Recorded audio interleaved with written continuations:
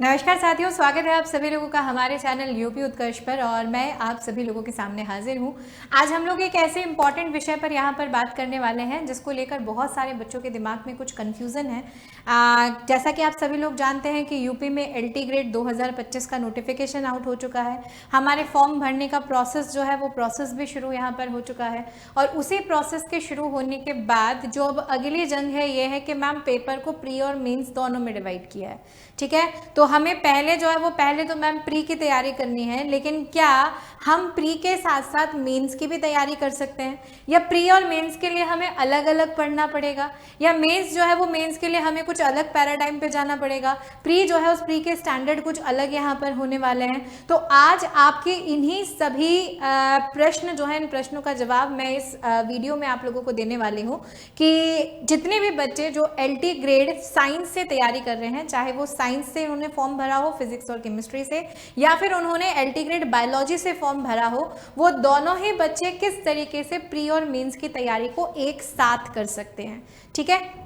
तो आज हम लोग इसी विषय पे यहाँ पर क्या करने वाले हैं, चर्चा करने वाले हैं। तो मेरा निवेदन है आप सभी लोगों से कि आपके जितने भी साथी जो साइंस और बायोलॉजी बैकग्राउंड से हैं और एलटी ग्रेड की इस भर्ती को देने वाले हैं, उन सभी तक इस सेशन को जो है वो शेयर कर दीजिए, ताकि ये इन्फॉर्मेशन, ये समझ जो है वो हमारे हर एक बच्चे तक जो है वो क्या हो सके, पहुँच सके। और याद रखिएगा, इस बार ये जो वैकेंसी आपके सामने आई है इसे बहुत ज़्यादा हल्के में भी हमें नहीं लेना है, क्योंकि रिकॉर्ड तोड़ OTR रजिस्ट्रेशन जो है वो वेबसाइट्स पर हो रहे हैं, प्लस फॉर्म भरने का जो सिलसिला है उस सिलसिले की संख्या दिन प्रतिदिन जो है वो क्या होती जा रही है, बढ़ती जा रही है। तो आप इतना मान के चलो कि कंपटीशन का लेवल बहुत हाई है। हाई क्यों है? क्योंकि यूपी में यही वैकेंसी 7 साल बाद आई है। इससे पहले ये एग्जाम 2018 में हुआ था, अब ये परीक्षा 2025 में हो रही है, और हमें नहीं पता कि अब 2025 के बाद ये एग्जाम जो है वो कब होने वाला है।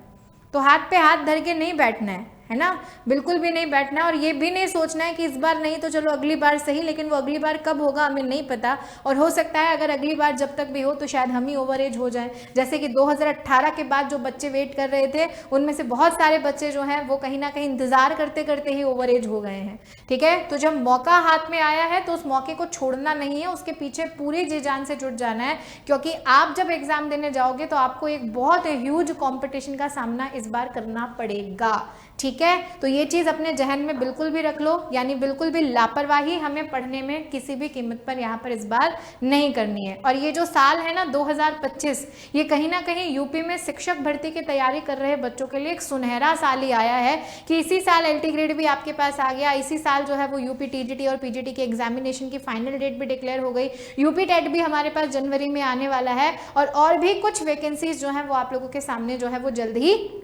घोषित की जाएंगी। ठीक है, तो यहाँ पर जैसा कि हम लोग बात कर रहे हैं यूपी एलटी ग्रेड 2025 की, आप लोगों को याद रखना है, ये बात हमें बहुत अच्छे से पता है कि यूपी एलटी ग्रेड साइंस से जो बच्चा फॉर्म भरेगा उसे फिजिक्स और केमिस्ट्री 2 सब्जेक्ट्स को क्या करना है, कवर करना है, यानी उसके पास ग्रेजुएशन में जो है वो ये 2 सब्जेक्ट्स का होना बहुत ज़रूरी है। और जिस भी बच्चे ने बायोलॉजी से फॉर्म भरा है उसे अपने सब्जेक्ट में एक तो जूलॉजी पढ़नी है और एक बॉटनी पढ़नी है, यानी उसके पास ग्रेजुएशन यानी बीएससी में कोई भी 2 सब्जेक्ट जो है वो जूलॉजी और बॉटनी यहाँ पर रहने चाहिए। ठीक है, अब बात अगर हम लोग कहें यहाँ पर जो है वो यहाँ पर प्री एग्जाम की, और बात अगर हम लोग यहाँ पर जो है वो यहाँ पर करें किसकी, मेंस जो है इसी मेंस की परीक्षा की। आप सभी लोगों को पता है कि प्री का जो पेपर है वो पेपर आपका ऑब्जेक्टिव होने वाला है। ठीक है, और मेंस का पेपर जो है वो आपका क्या होने वाला है, डिस्क्रिप्टिव होने वाला है। ठीक है, जैसा कि अगर हम लोग बात करें कि क्या मैम प्री और मेंस का सिलेबस अलग अलग है, तो आप सब लोगों ने नोटिफिकेशन देख लिया होगा,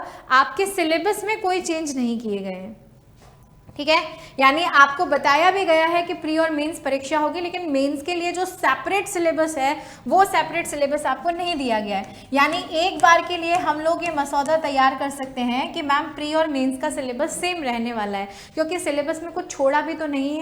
है ना। मतलब एलटी ग्रेड का सिलेबस हम लोग देखते हैं जब, तो इतना वाइड सिलेबस आप सभी लोगों के सामने है ना, कि उस एलटी ग्रेड के सिलेबस में मुझे नहीं लगता कि कोई कंटेंट या टॉपिक जो है वो यहाँ पर छोड़ा भी है। तो प्री का पेपर जो है वो कैसा होने वाला है मैम, ऑब्जेक्टिव होने वाला है, और मेंस का जो हमारा पेपर है वो कैसा होने वाला है मैम, डिस्क्रिप्टिव होने वाला है। अब इस ऑब्जेक्टिव पेपर में आप सभी लोग जानते हैं कि 30 मार्क्स जो है वो 30 मार्क्स आपके जीएस के रहने वाले हैं, और 120 मार्क्स जो है वो आपके किसके रहने वाले हैं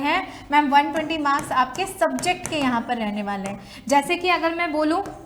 तो मैम अगर किसी बच्चे के पास, कोई बच्चा साइंस से फॉर्म भरा है, क्योंकि सबसे ज़्यादा वैकेंसीज देखो इस बार साइंस में ही है, सबसे ज़्यादा वैकेंसीज जो है वो इस बार किस में आई हैं, साइंस में आई है। तो आप ये मान के चलो कि साइंस में जैसे अगर आप लोगों के पास फिजिक्स और केमिस्ट्री है तो 60 क्वेश्चन जो है वो 60 क्वेश्चन आपके पास आएंगे फिजिक्स में से, ठीक है, और यहाँ पर 60 क्वेश्चन जो है वो आपके पास किस में से आएंगे, केमिस्ट्री में से आएंगे। ये बिल्कुल इक्वल प्रोपोर्शन में आपके पास क्वेश्चन आने वाले हैं। ये क्वेश्चन ऑब्जेक्टिव होंगे, प्लस इसमें 1/3 जो है वो 1/3 नेगेटिव मार्किंग भी यहाँ पर जो है वो यहाँ पर रखी गई है। और नेगेटिव मार्किंग के साथ साथ अगर मैं यहाँ पे बोलूँ तो 40% जो है वो क्वालिफाइंग क्राइटेरिया भी यहाँ पर रखा है। कहने का मतलब यहाँ पर ये है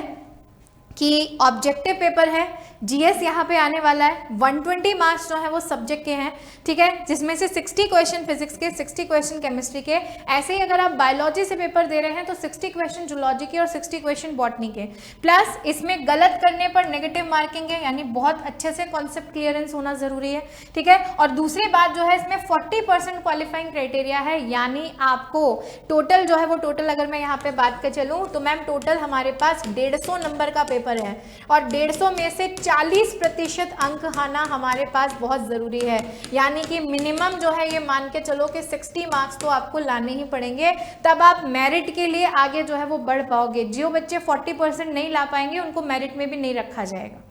ठीक है। एक तो हो गई ये बात। अब देखो सबसे बड़ा क्वेश्चन है डिस्क्रिप्टिव का, तो डिस्क्रिप्टिव में क्या होने वाला है मैम, डिस्क्रिप्टिव में हमारे पास जो है वो हमारे पास लघुत्तरीय, ठीक है, लघुत्तरीय और कहीं ना कहीं दीर्घ लघुत्तरीय प्रश्न पूछे जाने वाले हैं। ये सेम वैसे क्वेश्चन है जैसे हम लोग 8th 9th 10th में अपनी किताबों में पढ़ते थे कि भाई प्रश्नों का उत्तर जो है वो आपको क्या देना है, 120 शब्दों में देना है, प्रश्नों का उत्तर जो है वो आपको 200 शब्दों में देना है। हालांकि इस क्राइटेरिया को ऐड करने के बाद हम कहीं ना कहीं ये मानते हैं कि मैम एग्जाम का लेवल जो है वो थोड़ा पीसीएस के अकॉर्डिंग कर दिया है। पीसीएस के अकॉर्डिंग मतलब क्योंकि पीसीएस में जो हमारा प्री हो जाता था तो मेंस में जाके हमें डिस्क्रिप्टिव आंसर देना है। लेकिन जो भी बच्चे ना इस लेवल को बहुत ज़्यादा टफ मान रहे हैं, देखो मैं मानती हूँ कि टफ है ना, मैं मानती हूँ, मैं बिल्कुल आप लोगों के साथ हूँ, लेकिन अब अगर इसी चीज़ को हम लोग बोलते रहेंगे बार बार कि टफ है टफ है टफ है, उससे क्या होने वाला है। अल्टीमेटली हमें एग्जाम तो देना है, ठीक है, हमें क्लियर तो करना है, तो हमें अपने माइंड में इस चीज़ को लेकर एक पॉजिटिविटी क्रिएट करनी होगी कि ये ऐसी तो कोई चीज़ नहीं है ना जिसे हम अपनी ज़िंदगी में पहली बार कर रहे हैं। हम जब 8th क्लास में थे, हम जब 9th क्लास में थे, हम जब 10th क्लास में थे, 11th क्लास में थे, तब भी तो हम लोग ऐसे ही आंसर्स लिखकर पास होते हुए आए हैं और अभी भी हम लोगों को वही जो है वो यहाँ पर क्या होना है, करना है, ठीक है। प्लस मैम इन दोनों की तैयारी कैसे सेम होगी, तो देखो बेटा सिलेबस तो सेम ही है ना, अभी तक जो हमारे पास सिलेबस है वो सिलेबस सेम ही है। अगर आप उसे ऑब्जेक्टिव क्वेश्चन के लिए पढ़ रहे हो तो ऐसा तो है नहीं ना कि ऑब्जेक्टिव क्वेश्चन पढ़ने के लिए हम सिर्फ क्वेश्चंस पढ़ रहे हैं। अगर आप सिर्फ क्वेश्चंस की प्रैक्टिस करोगे तो भी आपका पेपर नहीं निकलेगा, आपको कंटेंट तो पढ़ना पड़ेगा, आपको कॉन्सेप्ट तो समझना पड़ेगा ना। और अगर उस कंटेंट को पढ़कर आप कॉन्सेप्ट को यहाँ पर समझ रहे हो तो अभी आपको सिर्फ उतना ही करने की जरूरत है,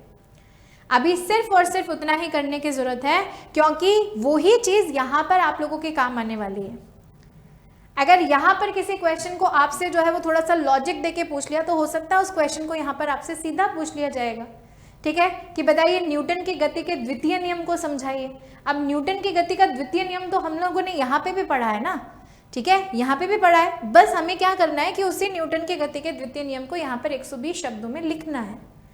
यहाँ पर हम सीधा सीधा बता रहे थे, यहाँ पर हमें क्या करना है, लिखना है। तो इसमें और इसमें सिर्फ इतना सा फर्क है कि यहाँ पर कॉन्सेप्ट क्लियर करना है, और जब कॉन्सेप्ट क्लियर करके हम प्री के क्वालिफाइंग क्राइटेरिया को क्लियर कर लेंगे उसके बाद ऐसा तो नहीं है ना कि आपका प्री का एग्जाम होते ही आप लोगों के से जो है वो आप लोगों से मेंस का एग्जाम जो है वो 10 दिन बाद ही ले लिया जाएगा। नहीं, आपके प्री और मेंस में मैं कम से कम मान के चलती हूँ कि 2 महीने का गैप जो है वो आपको 100% मिलेगा। आपने पढ़ाई पूरी कर ली है, आपको पढ़ने की और ज़रूरत नहीं है उन 2 महीनों में। आपको सिर्फ क्या करने की ज़रूरत है, आपको यहाँ से छोटे छोटे क्वेश्चंस को निकालने की ज़रूरत है, और उन्हीं छोटे छोटे क्वेश्चंस को निकाल के हमें उनकी आंसर राइटिंग प्रैक्टिस यहाँ पर करनी है। अब हमें मेंस के लिए वापस नहीं पढ़ना, जो पढ़ना है यहीं पे पढ़ना है, सिलेबस पूरा वही है, सिर्फ यहाँ पे करना है। तो क्या करना है मैम, राइटिंग प्रैक्टिस करनी है, ठीक है। और प्लस मैं आप लोगों से ये कहूँगी कि जितने भी बच्चे हमसे पढ़ रहे हैं, ठीक है, या हम अपने बैचेस में जितने भी बच्चों को पढ़ा रहे हैं या क्लासेस में जितने भी बच्चों को पढ़ा रहे हैं, हमने अपनी पढ़ाई का पैटर्न जो है वो इसी तरीके से डिज़ाइन किया है कि जब भी हम किसी कॉन्सेप्ट को बच्चे को पढ़ा रहे हैं तो हम उस कॉन्सेप्ट में बच्चों को ये तो बताएंगे कि इससे ऑब्जेक्टिव इस तरह का क्वेश्चन बनता है और वो प्रैक्टिस ऑब्जेक्टिव की तो चल ही रही है, लेकिन साथ ही साथ उसी कॉन्सेप्ट से बच्चों को ये भी बताया जाएगा कि इसमें से कैसे आप लोगों के पास लघुत्तरीय प्रश्न बन सकता है, इसमें कैसे आपसे दीर्घोत्तरीय प्रश्न जो है वो व्यक्ति पूछ सकता है। तो आपके पास वैसे जो क्वेश्चंस का बंच है वो भी क्या होता जाएगा, प्रिपेयर होता जाएगा, ठीक है। और क्योंकि हम लोग थ्योरी पढ़नी है तो कंटेंट तो हमारे पास है ही है ना, तो उस कंटेंट में से बस हमें फिर आंसर राइटिंग प्रैक्टिस यहाँ पे करनी है, जिसके सेशंस भी आप लोगों को आगे यहाँ पर देखने को मिल जाएंगे, ठीक है। आगे भी इस प्रैक्टिस जो है, इस प्रैक्टिस के लिए क्लासेस जो है वो क्लासेस आपको मिल जाएंगी। तो जो भी बच्चे अपने मन में एक डर पैदा किए हुए हैं कि प्री अलग है मेंस अलग है, कैसे प्री होगा कैसे मेंस होगा, क्या दोनों की तैयारी हमें अलग अलग करनी पड़ेगी, कुछ नहीं करना है आपको अलग अलग, आपको तैयारी सिर्फ एक बार ही करनी है। आपको मेंस के लिए अगर कुछ करना है तो सिर्फ आंसर राइटिंग प्रैक्टिस करनी है,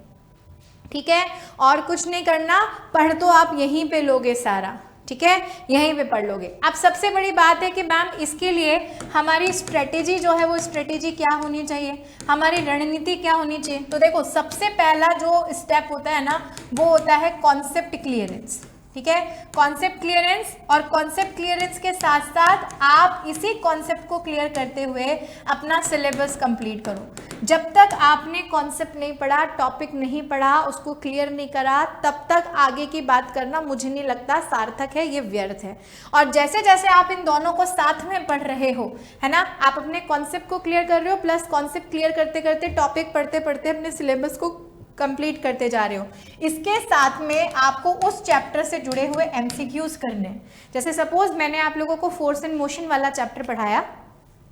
तो फोर्स एंड मोशन में से क्या क्या एक्सपेक्टेड एमसीक्यूज बन सकते हैं, वो एमसीक्यूज हमें साथ में ही उसके प्रैक्टिस करने हैं। प्लस उसी के साथ साथ इसी चैप्टर से कैसे कैसे डिस्क्रिप्टिव क्वेश्चंस हमारे पास बनते हैं, ठीक है, वो भी हम लोगों को साइड में नोट करते हुए जाना है। मतलब आप सोचो कि आप इसके साथ अपने मेंस के लिए क्वेश्चन बैंक भी तैयार करते हुए चल रहे हो, ठीक है। अभी इसकी तैयारी नहीं करनी है, लेकिन एटलीस्ट हमें क्वेश्चंस यहाँ पे पता होना चाहिए कैसे कैसे बनते हैं। जब हमारा प्री एग्जाम हो जाएगा उसके बाद हम उन्हीं क्वेश्चन पर अपनी प्रैक्टिस क्या कर देंगे, शुरू कर देंगे, ठीक है। तीसरा जो है वो तीसरा होता है more and more practice set, है ना, ज्यादा से ज्यादा प्रैक्टिस सेट जो है वो इसके बाद निकालो, ठीक है। और प्रैक्टिस सेट निकालने के बाद जो है वो धीरे धीरे लास्ट में अपने मॉक टेस्ट जो है, इन्हीं मॉक टेस्ट की तरफ भी बढ़ो, जहां पे आपके पूरे सिलेबस से रिलेटेड क्वेश्चंस आप लोगों को यहाँ पर मिल जाए, ठीक है। और ये सारी चीजें जो है वो सारी चीजें अगर आप एक ही जगह पाना चाहते हो, लेना चाहते हो, अपनी इस एलटी ग्रेड की जंग को जीतना चाहते हो, तो मैं आप लोगों को बता देती हूँ कि उत्कर्ष आप सभी लोगों के लिए हर दिन प्रयासरत है और प्रयासरत रहता है, ठीक है। और इसी प्रयास की दिशा में यूपी एलटी ग्रेड के कोर्सेज जो हैं वो आपके लिए लॉन्च कर दिए गए हैं, ठीक है, जिनमें हमारे पास जीएस का बैच भी है, उर्दू का बैच भी है, हिंदी का बैच भी है। ये सारे बैचेस लाइव फ्रॉम स्टूडियो है, जिसमें टीचर आपको बिल्कुल लाइव यहाँ पे खड़ा होकर पढ़ाने वाला है और आप अपने घर में अपनी सहूलियत के हिसाब से जहाँ बैठ के पढ़ना चाहते हो वहाँ बैठ के अपनी क्लासेस को जो है वो देख सकते हो। ऐसा नहीं है कि क्लासेस लाइव होंगी तो आपको रिकॉर्डेड नहीं मिलेंगी, वही क्लास अगर आपको बाद में भी देखनी है आप अपने बैच की वैलिडिटी तक उसे रिकॉर्डेड फॉर्म में देख सकते हो। आपको क्लास की पीडीएफ मिलेगी, ई नोट्स आपको मिलेंगे, क्विजेज आपको मिलेंगे, टेस्ट पेपर्स जो है वो यहाँ पर आप लोगों को क्या किए जाएंगे, दिए जाएंगे, जिसमें जीएस के बैच आपको 1100 रुपीज़ में मिल रहा है, उर्दू का 1200 रुपीज़ में मिल रहा है और हिंदी का ये जो बैच है आपको 1500 रुपीज़ में मिल रहा है। बात अगर मैं करूँ यहाँ पर स्पेशली साइंस के बैच की, तो आपको याद रखना है कि अगर आपने साइंस बायोलॉजी से फॉर्म भरा है तो बायोलॉजी का भी लाइव फ्रॉम स्टूडियो बैच है। स्टार्टिंग डेट है 11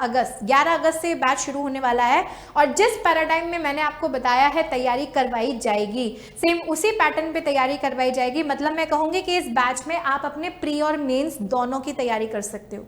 ठीक है, प्री और मेंस दोनों की तैयारी कर सकते हो और दोनों को बहुत अच्छे से जो है वो क्वालिफाई कर सकते हो। तो इस बैच का ऑफर प्राइस आपके पास 1600 रुपीज़ है, बैच 4500 रुपीज़ का है, लेकिन अभी जो है वो अभी नए बैचेस लॉन्च हुए हैं इसलिए आपको ऑफर के तहत ये 1600 रुपये में दिया जा रहा है। 1600 रुपये में आपको जूलॉजी, बॉटनी सब यहाँ पर उसका कंप्लीट कोर्स कराया जाएगा, जितनी मैंने आपको स्पेसिफिकेशन बताई उसके साथ ही साथ एलटी ग्रेड साइंस में जो है वो फिजिक्स और केमिस्ट्री का बैच आपके सामने है, ठीक है। जिन बच्चों ने फिजिक्स और केमिस्ट्री साइंस से फॉर्म भरा है उनके लिए भी लाइव फ्रॉम स्टूडियो बैच है, और इस बैच की प्राइस भी 1600 रुपीज है। और आप इस बैच के साथ भी अपने प्री और मेंस दोनों की तैयारी करना चाहते हो। अगर कोई बच्चा ऐसा है जो जीएस को नहीं छोड़ना चाहता,